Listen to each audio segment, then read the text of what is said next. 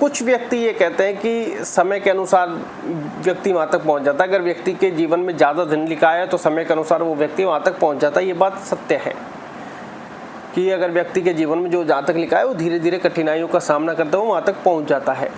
लेकिन बहुत सी और व्यक्ति की ऐसी हालत हो जाती है कि वो डिप्रेशन में पहुँच जाता है।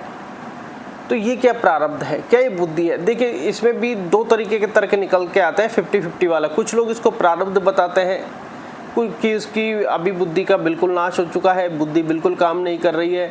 और कुछ लोग इसको मानते हैं कि वो व्यक्ति अभी इस तरीके से है कि वो काम करना नहीं चाहता, ब्रेक लेना चाहता है। तो सबके अलग अलग ओपिनियन हर व्यक्ति के निकल कर आते हैं। कुछ लोग कहते हैं कि यहाँ पर अपनी 100% लाइफ प्री डिसाइडेड है, कुछ लोग इसको 80% मानते हैं। तो सत्य क्या है ये किसी को नहीं पता। लेकिन वो कहते हैं ना कि कर्म हमेशा करते रहना चाहिए, कर्म से ही प्रारब्ध बनती है, बिना कर्म के प्रारब्ध नहीं बनेगी। आज आपको लग रहा है कि मैं सो जाऊं, प्रारब्ध सब कुछ आके मुझे दे देगा। हो सकता है प्रारब्ध सब कुछ आके आपको दे दे, उठा के ले जाए, क्या करे क्या नहीं करे वो बाद का मैटर है। लेकिन आज जो आप कर्म करेंगे वो ही आपका प्रारब्ध बनने वाली है। ये बात भी आप ध्यान रखें, इसको भूले नहीं कि हो सकता है आज आपके पास धन दौलत आ जाए, आप जो भी करें, लेकिन आपके जो आज के कर्म है उनसे फिर आगे का भाग्य निर्धारित होता है, जो अगले जन्म का है या फिर इस जन्म में आगे जाकर। तो उन चीज़ों को हमें नहीं भूलना चाहिए और कर्म हमेशा करते रहना चाहिए। अब बहुत से व्यक्ति ये कहते हैं कि, या फिर बहुत से लोगों का सवाल होता है कि हमको काम नहीं मिलता या फिर हमारी समझ में नहीं आ रहा क्या करें। तो आप अपने आज आपको जो भी मिल रहा है XYZ, या तो नौकरी ढूंढने का प्रयत्न करें, प्रारब्ध होगी तो वो फल मिल जाएगा। कहने का तात्पर्य ये है कि हम जैसे आज हमारी ज़रूरतें क्या हैं, उन ज़रूरतों को पूरा करने के लिए अपना प्रयास करते रहें।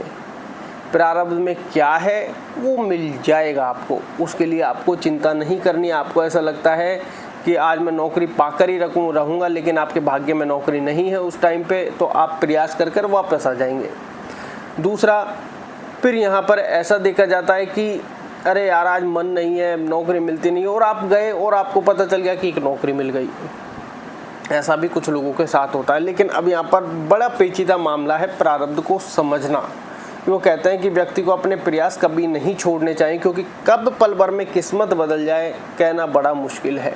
क्योंकि प्रारब्ध, अगर आप विद्वानों से भी एडवाइस लेने या विद्वानों के भी कथन सुनेंगे तो वहाँ पर भी बहुत सी पर दो अर्थी शब्द निकल कर आते हैं। कोई कहते हैं कि सब कुछ प्रारब्ध है, आराम से बैठ जाओ, मस्त होकर तमाशा देखो। फिर वो दूसरी उसमें ही कथन में बताते हैं कि कर्म आपको करने पड़ेंगे तो अभी प्रारब्ध से धन मिलेगा। अब समझना बड़ा कठिन है मामला। तो आप परेशान मत होइए। इसका ओरिजिनल निचोड़ निकल के क्या आता है? ओरिजिनल निचोड़ निकल कर ये आता है कि भाई बैठने और कर्म करना ये दोनों हमारे हित में है, कि ये दोनों हमारे हित में है, कि हमें बैठना तो है नहीं, क्योंकि आज जो कर्म करेंगे यही हमारा प्रारब्ध बनने वाली है। तो कर्म से तो पीछे हटना ही नहीं है। फिर भाई जो आज कर्म करेंगे, चाहे माता पिता की सेवा हो, पत्नी धर्म हो, पुत्र धर्म हो, चाहे पिता धर्म हो, कोई भी धर्म आपको मिल रहा हो उसके अनुसार कार्य करें। अगर आपने किसी को गुरु बना रखा है तो गुरु धर्म हो जाता है। अब आपका क्या है कि आपका एक धर्म बनता है कि पैसे भी कमा के लाएं, तो उसके लिए आपको प्रयास करना है। अगर आपके प्रारब्ध उस समय धन लिख रहा होगा तो वो निश्चित मिलेगा। अब कुछ लोग इसको ऐसा मानते हैं कि आप प्रयास कर रहे हैं बड़े लेवल का, अच्छे लेवल का, छोटे लेवल का, या फिर क्या है। ये यहाँ पर थोड़ा सा कॉन्सेप्ट बड़ा पेचीदा है जो समझना थोड़ा कठिन है।